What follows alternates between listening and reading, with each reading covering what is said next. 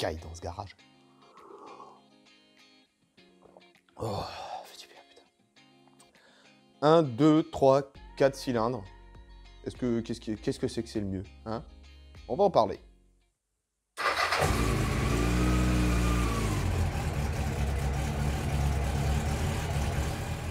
Bienvenue dans cet épisode, deuxième.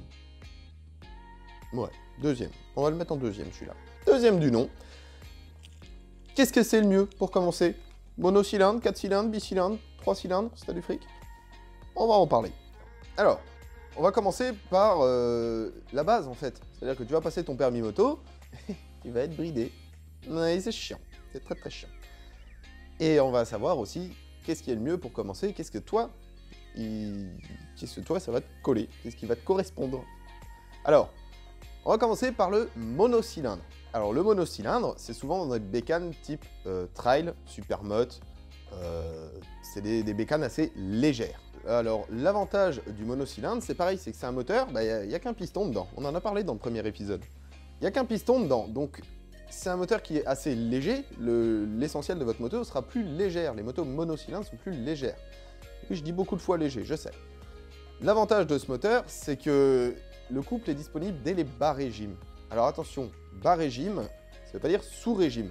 Parce que le monocylindre en sous-régime, ça cogne. Hein, ça cogne, c'est pas agréable. Ça vibre un petit peu, c'est un peu space. Le problème de ces moteurs, c'est qu'ils ne vont pas tourner très vite. Ce pas des moteurs qui sont faits pour aller sur l'autoroute. Vous allez les user, mais ça va pas être fou. Il va y avoir une ovalisation des pistons. Ça va pas être top. Tu vas bouffer de l'huile, ça va être chiant. Mais le gros avantage de ce moteur, c'est que effectivement, il est accessible, le couple est accessible dès les bas régimes. On évite l'autoroute avec, par contre, pour tout ce qui est usage en ville et compagnie, c'est top parce que vous avez de la reprise, entre guillemets. Quand vous êtes dans la bonne plage de régime, vous avez de la reprise. Comme moto, pour commencer, en monocylindre, sans parler du prix. Hein. J'ai fait des épisodes sur des motos à 1000 ou 2000 euros. Il y a des monos dedans. Des bons monos, on a les 701 Husqvarna, on a les 690 KTM, on a des moteurs comme ça, des motos comme ça, donc plus typés supermoto. Ça peut être sympa sur des circuits un peu techniques, parce que dès que vous commencerez à prendre de la vitesse, ça va être un peu compliqué. Donc, on a fait le monocylindre, maintenant on va parler du bicylindre. Alors le bicylindre, c'est un petit mix entre le mono et le 4 cylindres. C'est-à-dire que c'est des moteurs qui vont être joueurs, c'est des moteurs qui, dans les tours, ça va être génial, vous allez vous amuser. Ça manque peut-être un peu de souplesse, c'est pareil, dans les bas régimes, ça tape un peu, mais c'est des moteurs qui sont super accessibles. Pour commencer en A2, moi je vous conseille le bicylindre, non seulement parce que c'est ce que j'ai fait, mais de manière générale, c'est un bon compromis entre le mono et le 4 cylindres. Il y a moyen vraiment de s'amuser avec un bicylindre. En bicylindre, pour commencer, on a tous les nouvelles ou les anciennes CB500, on a tout ce qui est les SV650, les Ninja 650, on a pas mal de choses comme ça. On peut avoir des bicylindres de grosses cylindrées. Prenez les 1200 GS, oui c'est des motos de vieux, mais on a des 1200 GS, on a des Harley avec des bicylindres qui font jusqu'à 1800 cm3, c'est génial. Ça vibre un peu, oh, une Harley, ça vibre, mais c'est des moteurs qui sont très bien. Ça prend peu de place sur des moyennes cylindrées, c'est des petits moteurs, mais franchement, c'est accessible. Et pour commencer en A2, moi, je vous conseille un petit peu le bicylindre. Maintenant qu'on a parlé du bicylindre, on va pouvoir parler du 3 cylindres. Alors, 3 cylindres, il n'y a pas beaucoup de marques qui font ça. On a Triumph et on a Yamaha aussi sur tout ce qui est MT-09. MT-09 sont des motos 3 cylindres. Les Triumph, les Speed Trip sont des motos 3 cylindres aussi. Petit aparté sur la Rocket 3, les anciens modèles que moi j'aime bien. 3 cylindres, 2,8 litres de cylindrée. Alors pour aller d'une ligne droite, c'est impeccable. Tourner, ça paraît un peu bizarre, mais c'est sympa. Le 3 cylindres, on se rapproche vraiment du 4 cylindres. Oui, forcément, tu rajoutes des cylindres, Nico, c'est normal. Mais niveau comportement, c'est des moteurs qui sont très joueurs aussi. Ça hurle, ça prend les tours, c'est sympa, ça gueule un peu. C'est assez souple aussi, mais c'est un trip qui est assez original.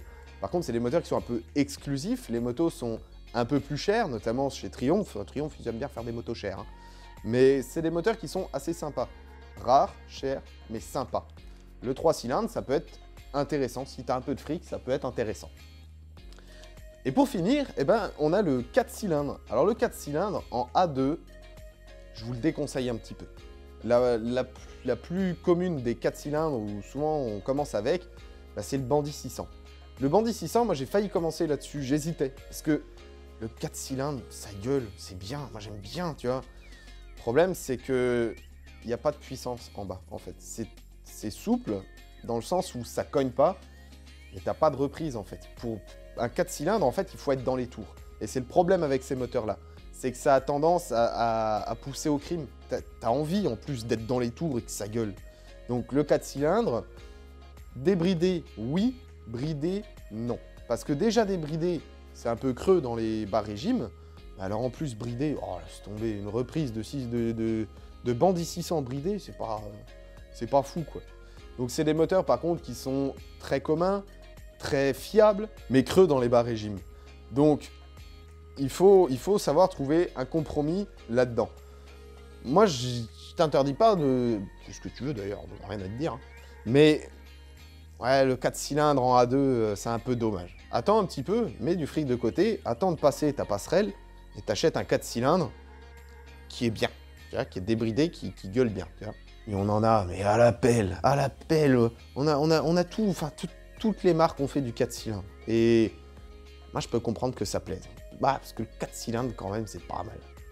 Eh ben, écoute, moi, j'espère que cet épisode, ça t'aura plu. J'espère que j'aurai pu te répondre à tes questions, t'aiguiller un petit peu dans ton choix de future moto. Maintenant, il te reste plus qu'à savoir ce que tu veux. Est-ce que tu veux quelque chose de léger, qui a de la reprise et qui est marrant, mais t'iras pas très vite avec, ou quelque chose d'un peu plus nerveux, un peu plus lourd, mais voilà, il faut brider, il faut attendre, et c'est frustrant.